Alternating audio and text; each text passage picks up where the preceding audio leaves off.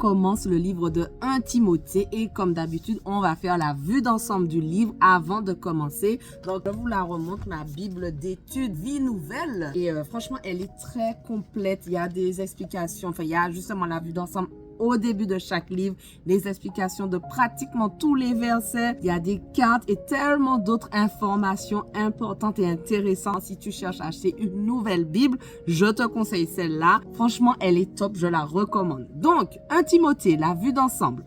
Le but, c'est encourager et instruire Timothée, un jeune responsable d'église. L'auteur, Paul, destinataire initial, Timothée, le fils spirituel de Paul. Le contexte. Timothée était l'un des plus fidèles collaborateurs de Paul. Ce dernier l'a envoyé à Éphèse pour qu'il combatte les erreurs enseignées dans l'Église. Et il est probable qu'il en ait pris pendant quelque temps la responsabilité. En attendant de pouvoir lui rendre visite, Paul lui donne par cette lettre des conseils pratiques pour son ministère. Le verset clé, que personne ne méprise ta jeunesse, mais sois un modèle pour les croyants par tes paroles, ta conduite, ton amour, ton esprit, ta foi, ta pureté. Je ne sais pas pour toi, mais après avoir eu le contexte, ce verset-là qui est tellement connu, il prend tout son sens, vraiment. En tout cas, la particularité du livre 1 Timothée est une lettre personnelle, mais c'est en même temps un guide pour l'organisation et la discipline dans l'Église. Le plan du livre, d'abord les instructions sur la foi authentique, ensuite les instructions pour l'Église et en dernier, les instructions pour les anciens. Un des thèmes principaux que j'ai choisi, c'est la sainte doctrine. Donc l'explication, Paul dit à Timothée de préserver la foi chrétienne en enseignant la sainte doctrine et en donnant l'exemple d'une vie intègre. Timothée devait s'opposer aux prétendus enseignants qui empêchaient les membres de l'Église de croire au salut par la foi en Jésus-Christ seulement. Application pour nous aujourd'hui, il faut connaître la vérité afin de pouvoir la défendre. Nous devons fermement croire que Christ est venu pour nous sauver. Éloignons-nous des personnes qui déforment les paroles de la Bible dans leurs propres intérêts. Amen.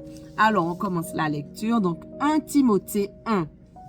De la part de Paul, apôtre de Jésus-Christ par ordre de Dieu notre Sauveur et du Seigneur Jésus-Christ notre espérance, à Timothée, mon enfant véritable dans la foi, que la grâce, la compassion et la paix te soient données de la part de Dieu notre Père et de Jésus-Christ notre Seigneur.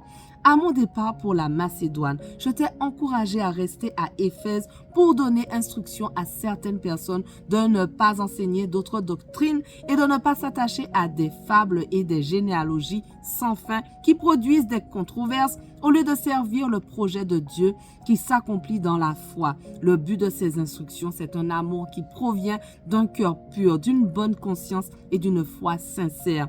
Certains se sont écartés de cette ligne et se sont égarés dans des discours creux. Ils veulent être des professeurs de la loi, mais ils ne comprennent rien à ce qu'ils disent ni à ce qu'ils affirment avec assurance.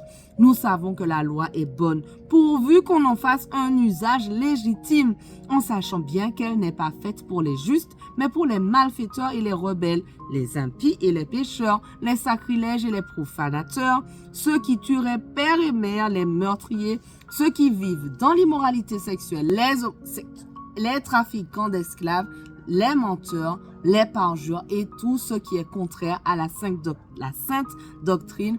Voilà ce qui est conforme au glorieux évangile du Dieu bienheureux tel qu'il m'a été confié. Je suis reconnaissant envers celui qui m'a fortifié, Jésus-Christ notre Seigneur, car il m'a jugé digne de confiance en m'établissant à son service, moi qui étais auparavant un blasphémateur, un persécuteur, un homme violent. Cependant, il m'a été fait grâce parce que j'agissais par ignorance dans mon incrédulité.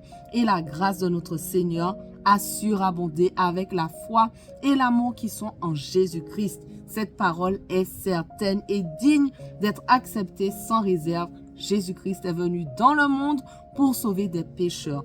Je suis moi-même le premier d'entre eux, mais il m'a été fait grâce afin que Jésus-Christ montre en moi le premier toute sa patience et que je serve ainsi d'exemple à ceux qui croiraient en lui pour la vie éternelle. au roi des siècles, au Dieu immortel, invisible et seul sage, soit honneur et gloire au siècle des siècles. Amen. Timothée, mon enfant, voici l'instruction que je t'adresse, conformément aux prophéties faites précédemment à ton sujet, t'appuyant sur elles, combat le bon combat en gardant la foi et une bonne conscience. Cette conscience, quelques-uns l'ont rejetée et ils ont fait naufrage par rapport à la foi. C'est le cas d'Hyménée et d'Alexandre que j'ai livré à Satan afin qu'ils apprennent à ne plus blasphémer. 1 Timothée 2.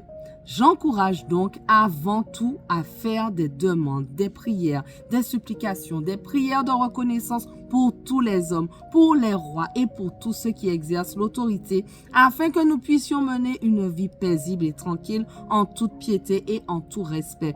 Voilà ce qui est bon et agréable devant Dieu notre Sauveur, lui qui désire que tous les hommes soient sauvés et parviennent à la connaissance de la vérité.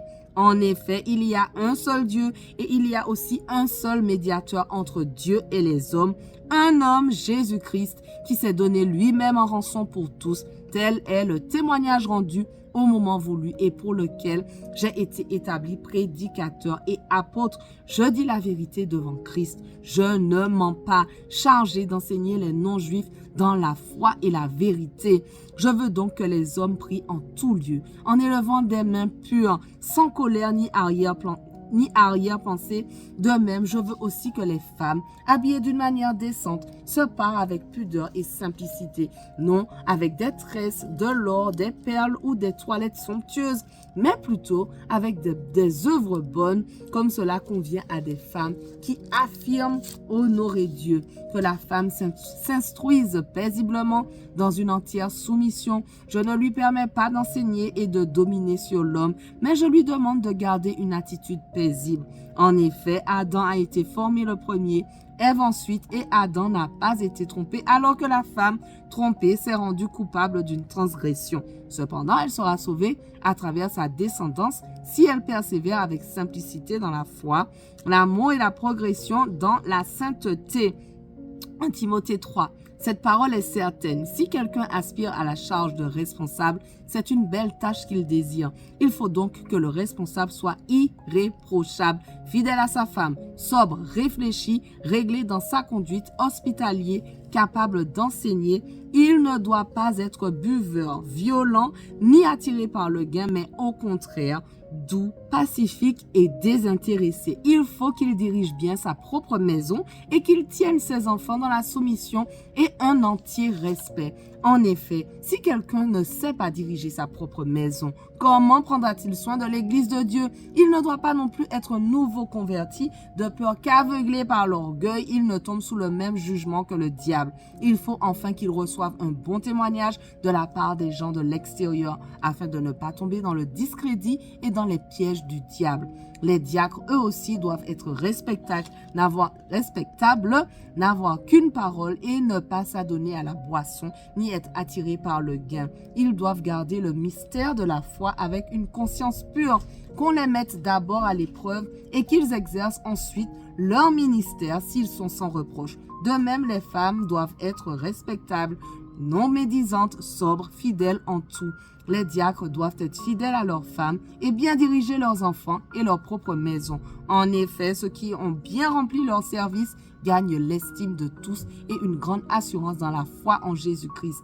Je t'écris cela avec l'espoir de te rejoindre bientôt. Cependant, si j'ai du retard, tu sauras ainsi comment il faut se conduire dans la maison de Dieu qui est l'église du Dieu vivant, pilier et soutien de la vérité. Et tous le reconnaissent, le mystère de la piété est grand. Dieu est apparu comme un homme, sa justice a été révélée par l'Esprit, il a été vu des anges, proclamé parmi les nations. On a cru en lui dans le monde, il a été élevé dans la gloire. Merci Seigneur parce que tu nous rappelles à quel point nous devons avoir une vie sanctifiée, consacrée à toi d'abord. Merci Seigneur pour tous ceux qui sont avec moi dans ce défi. Je prie que nous puissions arriver tous ensemble jusqu'au bout Seigneur et que nous puissions vraiment mettre en pratique tout ce que nous recevons chaque jour à travers ta parole au nom de Jésus. Amen. Voilà, notre passage du jour touche déjà à sa fin, mais on continue dès demain. On ne lâche rien. Allez, sois bénis.